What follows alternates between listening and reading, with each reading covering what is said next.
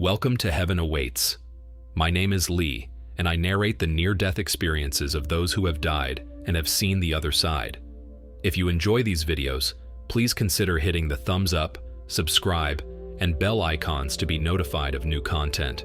Doing so is free, and it does help the channel grow. Get comfortable, grab a cup of coffee or tea, and let's dive into today's experience. It happened on June 23rd, 2021, and my life completely changed in 48 hours. I had gone to the doctor the day before because I felt terrible. My throat was swollen, and I was unable to speak or even swallow. My legs were swollen, and small bruises and little red spots had appeared on my body without me having hit anything for about 10 days, and I felt very tired. The doctor told me to have a blood test the next morning on an empty stomach and prescribed me rest for my angina and compression stockings for my legs. I told myself that my legs must have swollen with the heat and due to long days standing up. I attributed the fatigue to the fact that I was doing twice as much work as usual since I was replacing my colleague who was on leave. My work was quite physically demanding, and the days were long. I was alone with my daughter. My spouse had gone on vacation to a friend's house, and my son was no longer living with us at that time. I had had a difficult year. My 13-year-old daughter suffered from depression with a high risk of self-harm. She had to be hospitalized. Then, she was scheduled to be transferred to another facility, but until there was a space available, she was back home. And even if she was a little better, there was always a risk that she might decide to act. I was very worried about her at that time. I was fighting for her. My spouse was also suffering from depression, so I supported him too. As for my 15-year-old son, we had argued a few days before, and he had gone to stay with his father. It was difficult for me. During the night, I developed a great fever. Usually I'm in good health, and I know that I heal well, but at that time, my condition was deteriorating, and I felt that the situation was slipping away from me. At 2 o'clock in the morning, I woke up my daughter so that she would call the SAMU, emergency services in France. Since I couldn't speak, I wrote down what my daughter should say on the phone, but the caller didn't take us seriously. As far as he was concerned, I suffered from severe angina, whereas I felt it was much more serious than that. But I understand that I did not have the strength to insist. So, I waited until 6:30 a.m. on the morning of June 23rd. I tried to get out to go to the lab to do the blood test. I didn't succeed. I was on the verge of fainting. I passed in front of the nursing practice downstairs from my apartment, and I tried to go there, but it was closed. I called their number on the list outside. I got their answering machine, which gave me a mobile number. And so much the better, because I still couldn't speak. Thanks to that, I was able to write a text explaining my situation. The nurse responded quickly. She came during the morning. Around 4:30 p.m., I knew from the first results that something serious was happening. I texted my spouse to come home.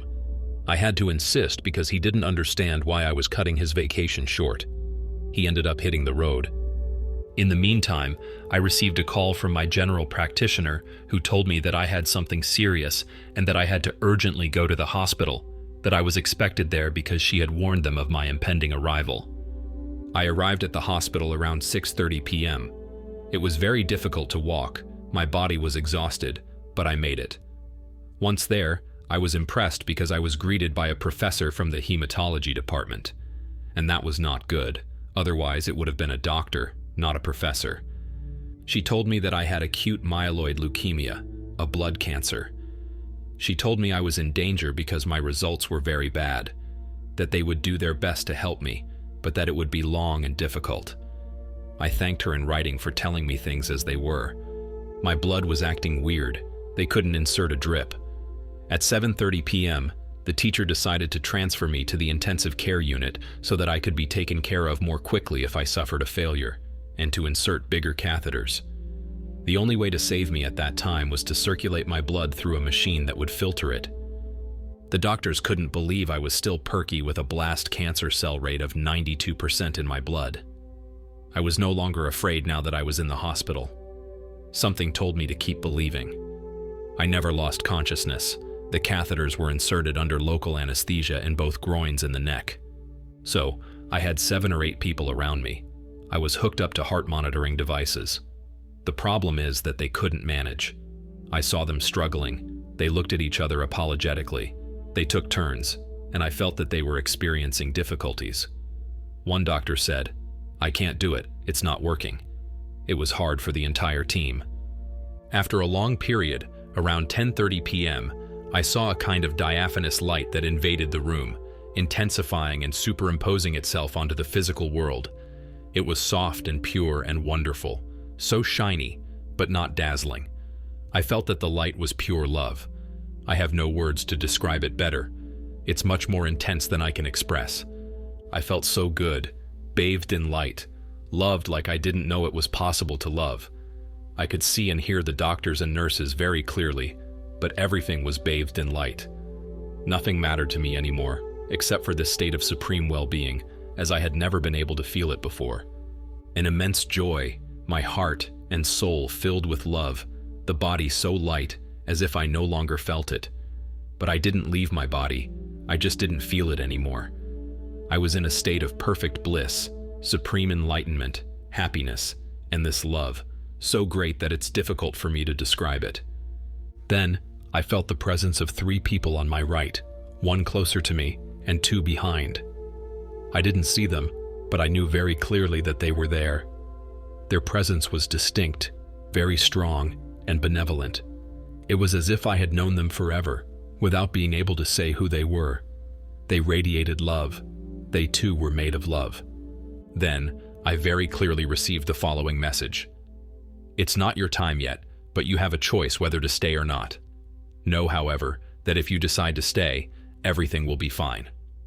It was a different path from mine, but I heard it in my soul, just like when you hear your inner voice. It was gentle and assured. I knew it was the truth. I thought of my children, and then I became aware of the words, "I will stay." Just as I started to formulate my thought, and before I had finished pronouncing the last syllable in my head, the room returned to normal. The light and the presence disappeared, and I heard a first doctor say happily, "It's working. I'm succeeding." Then another added, "That's it. I've done it." The third drip was placed immediately afterward. I could finally be hooked up to the filtration machine. I again became aware of my body, heavy and painful, but I was alive. I carried within me the joy of having experienced all this love. I smiled. One of the doctors said, "She's close to death and she's smiling." I nodded. Yes. If I could have spoken, I would have told him not to speak of me in the third person when I was in front of him. But I don't blame him. I think he didn't understand my reaction. The next day, one of the doctors told me, "We caught you by your suspenders in a mouse hole." It was his way of saying in extremis. I was supposed to stay 1 week in the intensive care unit. I ended up staying there for 4 days. Then, I was transferred to a room. I know that what I experienced was real. It was very real. It took me a few weeks to process everything that had just happened. The treatments are cumbersome, and the risk of dying remains throughout the chemotherapy process. First, because of possible reactions to the drugs, then, because of the risk of infections, since it destroys the immune system. And despite everything, I went through this ordeal with confidence. I returned home for good 4 months later. I spent the end-of-year festivities with my children, something which I had promised them. My daughter got a slot in a care center shortly after I was admitted to the hospital. She was discharged from the hospital 2 weeks after me. She regained a zest for life and also resumed her schooling brilliantly, even though she had missed out on almost a year. I'm proud of her. She understood what I told her about my near-death experience. She had faith, seeing my self-confidence, and was not afraid that I would die. My son has reconciled with me. He went through tough times, but he changed a lot. He became benevolent towards others. He chose to turn to the Christian religion, although I never spoke to him about religion. He has matured, and I'm proud of him too. I don't know if his spiritual turnaround is related to the story of my experience. Now, whatever happens during the rest of my journey, even if I die, although it is not my wish, I accept it. I know everything is perfect, that things don't happen the way I want them to, but the way they should. And it's fine that way. I am infinitely grateful to have had the chance to live through this experience and to have had the chance to be able to choose. I am infinitely grateful to be alive. I am infinitely grateful that I didn't leave my body, that I didn't go as far as other people were able to go, that I didn't see, but just felt, the beings of light. Since then, my life has brightened. I'm no longer afraid of death. It's just a transition. I know that everything is exactly the way it should be when it should be, even if the meaning escapes us. I am comforted in the idea that life on Earth serves to allow us to learn and to progress, to rise up and be better spiritually, and that the only thing that matters is the love and kindness that we spread around us. I live in the present now. Besides, present also means gift. I don't think I've ever been happier and more attuned to the world than since then. I hope I can help other people with my testimony. That does it for today's experience. As always, let me know what you thought in the comments section below. Until next time, stay safe and continue to be blessed.